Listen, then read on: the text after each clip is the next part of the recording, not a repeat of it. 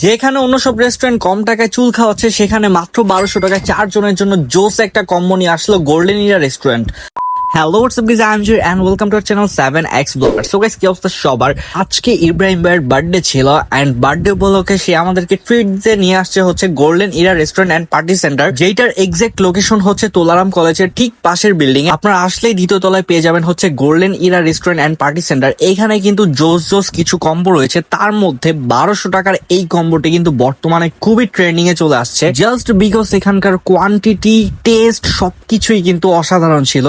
আমি personally recommend করবো যে 1200 টাকার এই 4 জনের কম্বোটা মাস্ট ট্রাই করবেন। এই কম্বোর মধ্যে 4 জনের জন্য 4টা চিকেন থাই স্যুপ ছিল, এর পাশাপাশি fried rice, vegetable, crispy fry wings, আর পাশে ছিল হচ্ছে আস্ত চিকেন। মুরগিটা কিন্তু অস্থির ছিল, দেখতে একদম লোভনীয় লাগতেছিল। এর পাশাপাশি যদি খাবারের রিভিউ দিতে চাই তাহলে প্রথমে থাই স্যুপটা খেয়েছিলাম। এখানে থাই স্যুপটা আমার কাছে বেশ ভালো লাগছে, তবে এখানে একটা জিনিস মিস করছি, সেটা হচ্ছে সস। নর্মালি আমরা কিন্তু থাই স্যুপের সাথে একটা গ্রিন চাটনি বা গ্রিন সস পেয়ে থাকি, ওইটা আমার কাছে অনেক বেশি ভালো লাগে, বাট এখানে ছিল না, শেষ হয়ে গেছে। দ্যাটস ওয়াই টেস্টটা আসলে অ্যাডজাস্ট করতে একটু কষ্ট হচ্ছিল, বাট টেস্ট ভালো ছিল। এরপরে ফ্রাইড রাইসের পরিমাণও বেশ কম লাগছে আমার কাছে। এখানে 4 জনের জন্য আসলে এনাফ হবে না ফ্রাইড রাইসটা, বাট সবগুলা খাবার যদি আপনি একসাথে খেয়ে ফেলেন তাহলে অবশ্যই আপনার পেট ভরে যাবে, এটা শিওর। ফ্রাইড রাইসটা খুবই ঝরঝরা ছিল, টেস্টও ভালো ছিল, এন্ড এখানে যে ক্রিস্পি উইংস গুলা ছিল এইটা আমার কাছে সব থেকে বেস্ট লাগছে। খুবই মচমচে এন্ড খুব ভালোভাবে এগুলা মেক করা হয়েছে।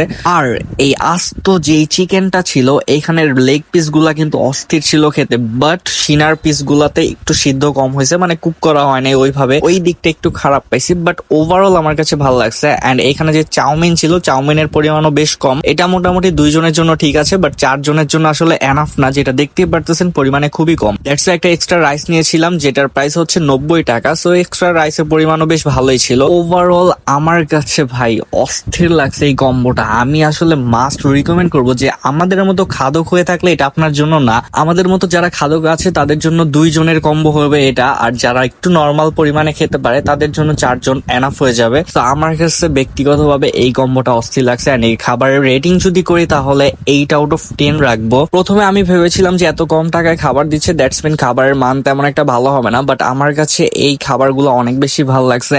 And specially thanks to Ibrahim ভাই, যে আমাদেরকে এত সুন্দর একটা ট্রিট দিছে। এরপর আমরা তার জন্য একটা কেক নিয়ে আসছিলাম, সেই কেকটা সে কাটতেছিল। কেক কাটার পরে কেকটা খেতে খেতে আউটরোতে চলে যাই। ভিডিওটা কেমন লাগছে অবশ্যই মাস্ট কমেন্ট করে জানাবেন। এন্ড আপনারা কিন্তু চাইলে আপনাদের বিভিন্ন অ্যানিভার্সারি প্রোগ্রাম বা বার্থডে প্রোগ্রাম করতে চাইলে গোল্ডেন ইরার সাথে কথা বলতে পারেন। তাদের এখানে কিন্তু খুবই সুন্দরভাবে ওয়েল ডেকোরেটেড, সুন্দর ডেকোরেশন করা আছে। স্পেশালি এখানে হ্যাপি বার্থডে এর একটা থিম রয়েছে, ইভেন হ্যাপি অ্যানিভার্সারিরও একটা থিম রয়েছে, তাই আপনার এক্সট্রা করে কোনো ডেকোরেশন করা লাগতেছে না। সো যাই হোক, আজকের ব্লগটা এখানে শেষ করতেছি, দেখা হচ্ছে নেক্সট ব্লগে। আল্লাহ হাফেজ, বাই বাই।